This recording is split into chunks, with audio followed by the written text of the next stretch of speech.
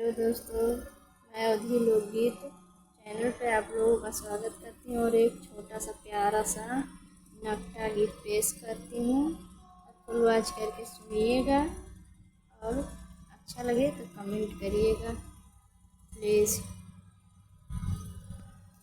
हमारे ससुर जी के ताल तालरिया हमार मारा जी मछरी मारे न दियबे हमार मारा जी मछरी मारे न दियबे लगाए घड़िया गलिया घूमे न दियबे लगाए घड़िया गलिया घूमे न दियबे लगाए घड़िया गलिया घूमे न दियबे।